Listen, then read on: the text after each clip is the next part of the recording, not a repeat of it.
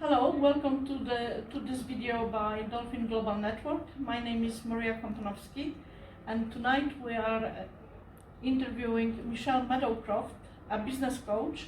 Michelle, could you tell us how you decided to become a business coach and work in a fairly tough area? So around 12 years ago, I was working as a company trainer for a public house company, and I was travelling the country, and I fell pregnant with my first child, and instantly my career stopped. So I had my first child and I went into a completely different career of administration. I was fortunate to be mentored by two very strong women, one who was the operations director and one was the CEO, and they pushed me to go through my business degree. So I was working full time, I had an 18-month-old baby, and I registered and I completed at the local university my business degree. That took 4 years.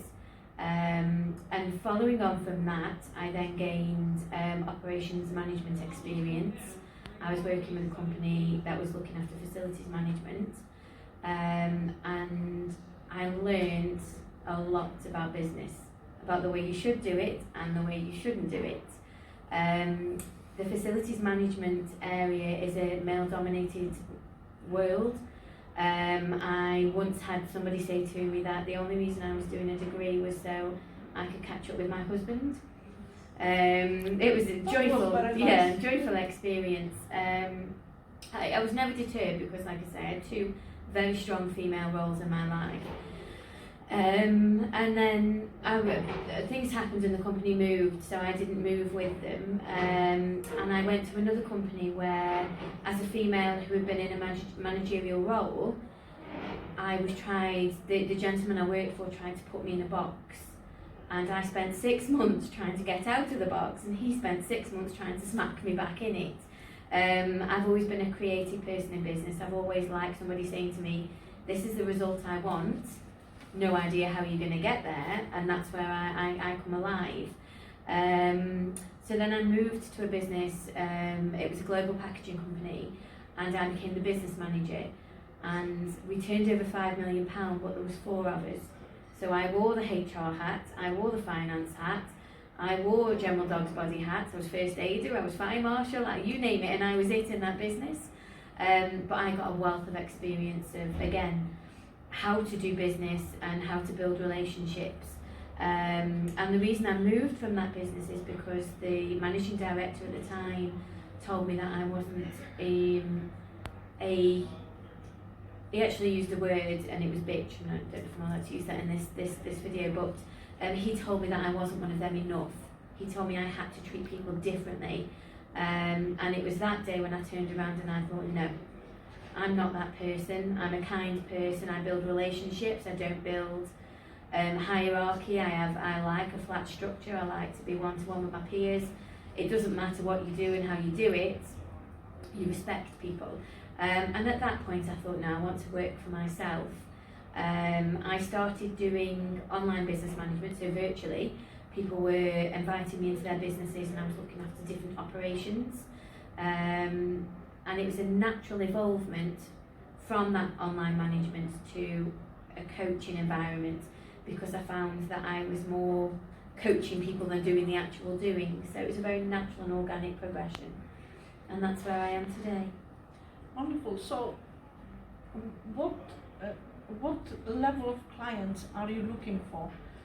Is it small business, or do you prefer the multinational type of businesses? No, I love the small businesses, the Backstreet Bettys, the people who are trying. My ideal client is somebody who has a family and wants to build something for that family. If somebody has that drive, because that's all I ever wanted to do for my family.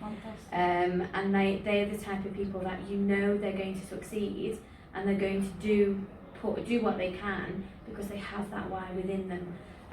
So my ideal client is definitely small businesses, entrepreneurs. It doesn't matter whether they already have a business and they're a bit stuck and they need that guidance to either lift up, lift out, move further, or if they've got a business idea because so many people out there know of something that will get them the life that they want and they deserve, but they don't know how to make it happen, and that's what I'm good at. Fantastic.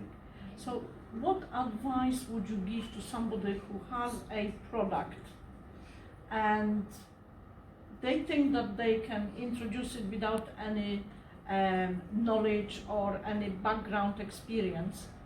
What would be the best advice for a person like that? I just give you an example. I was speaking to someone last week, and they came to me with a product which is popular. However, this product is currently distributed by multi-million pounds companies. So in some ways it means he's going to be competing against someone big. Yeah. So what would you say to a person like that? He has to understand and know his market and who it is he's targeting, because if he's targeting the same people as the multi-million pound companies, he has to really find something that makes it his USP. So Yeah. if it is that it's him, his delivery, his service, his aftercare, then great, it's going to be bloody hard work, but if he has something that he can offer, whether it adds value to the product that the big company can't do, or whether he can deliver it in a different way, or whatever he can do to differentiate himself and set himself aside from them, that's what I would look at with him the first time. Brilliant. In your few minutes ago, you mentioned to us that you love relation building. Yes. Could you enhance a little bit on that? How important it is? Could you advise our viewers who perhaps are not even knowing what it means, what they should be doing? Absolutely.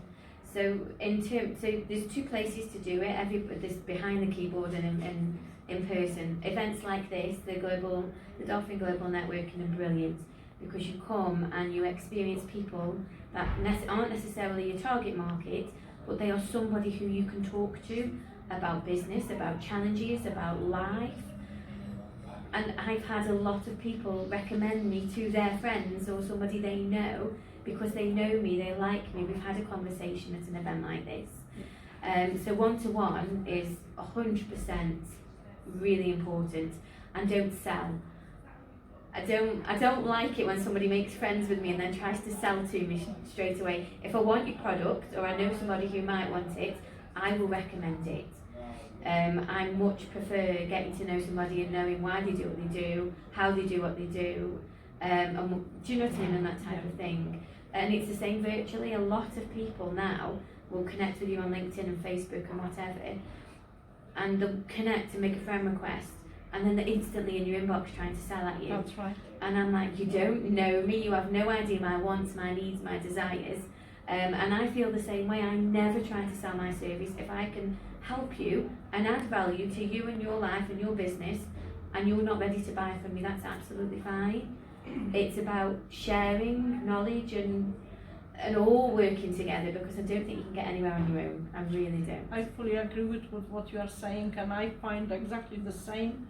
In fact, today I had an approach for friendship on LinkedIn, and within minutes of me accepting the friendship, I had a long email of services that they are doing and they want to sell to me. So this is very common, and we are really trying, like Michelle said, the best way is to create relationship first. Yeah, absolutely. Michelle, I know you are a brilliant speaker.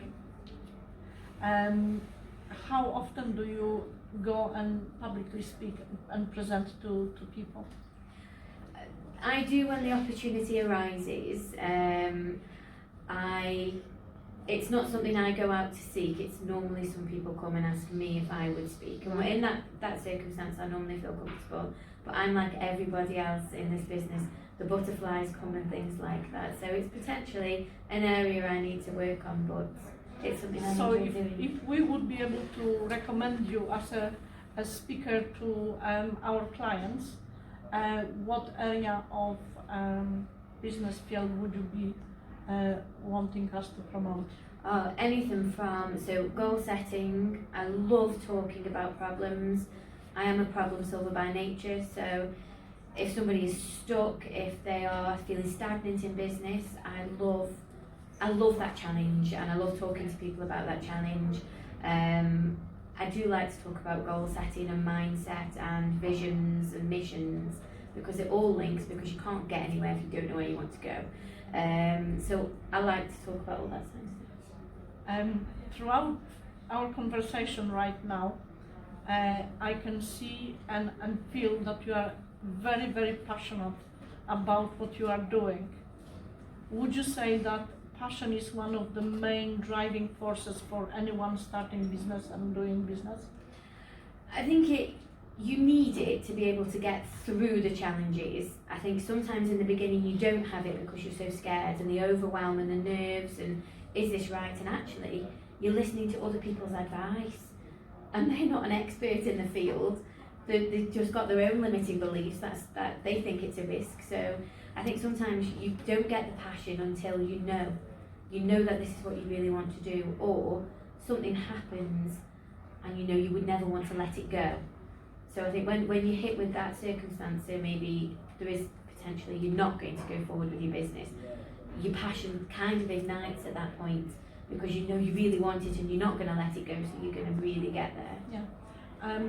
The statistics are telling us that about 95% of businesses fail within the first 5 years, and then 80% are failing after that. So what advice would you give to someone who is thinking of starting a business and they have got no experience, all they know is that they want to start a business?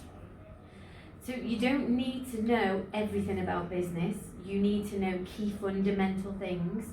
You need to know your market. You need to know where you sit in that market and who you are marketing to. All of these things change regularly, so you have to check in regularly. You need to make sure that there is something unique about your product or service. Don't get me wrong, a lot of people sell the same thing, but they do it in completely different ways. Let me think what else don't try and be an expert in everything, because you've got no chance.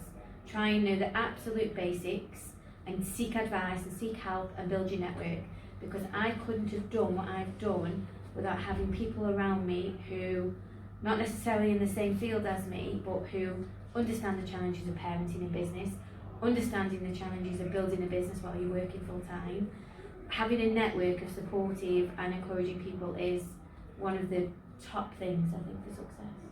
I fully agree with what you're saying. Thank you very much. Having the experience you have, if you would speak to someone who would want to become a business coach, what advice would you give to that person? What was advice I would give? They have to love people and listening to people, and you can't tell somebody how to run their business as a coach. You can guide them and support them and open their minds a little bit more to other suggestions and other ways and other things, but yeah, you have to be open and listen. And if you want to be a business coach, just build your network around you and actually help people. I did it without knowing I was coaching. I was offering what I knew to people, and it organically grew from there. Yes, I think most of us coaches at some point were coaching unconsciously, yes, so to speak. Yes. Would you say that mentoring is also a very close thing to coaching, particularly in business? Definitely. I was a business mentor for the Prince's Trust. That was mentoring young people. I do think if you're going to be a coach, you need to understand the difference between mentoring and coaching.